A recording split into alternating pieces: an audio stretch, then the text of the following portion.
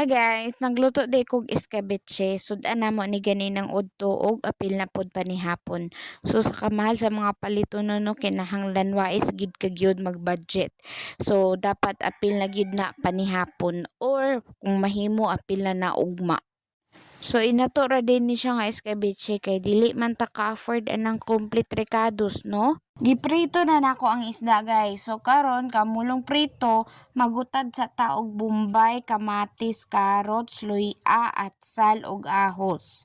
So ako gid ni silang gitagsag-tagsag butang no. Gihan-ay na gid nako na sila para di ta maglibog.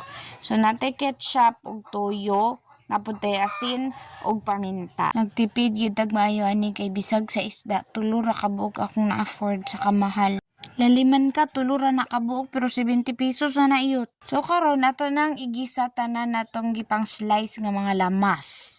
So including na ang carrots ug ang ato ang kamatis nga pagkadaghana bagyod.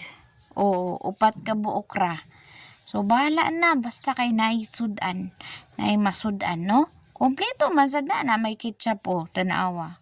O medyo dagan-dagan sad na akong nabutang. O butahan na tog tubig.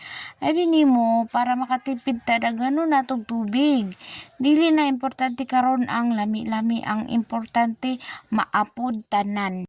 Lisod pod, ug di na to ubot nga kamatis nga mo manay makapalami escabeche gani. O di ba? Ato lang din ng sagulan og paminta para mo lami-lami po. Di ta magbitsin.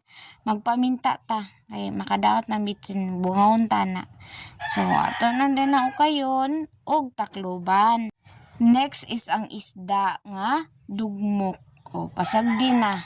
Ulato na to na siya. Magbukal. One eternity later. Kini may escabeche. Inato ni nga escabeche. Wa nay daghang langan. Paghukad na, kaon na diha. Og maura to, daghang salamat, maayong hapon.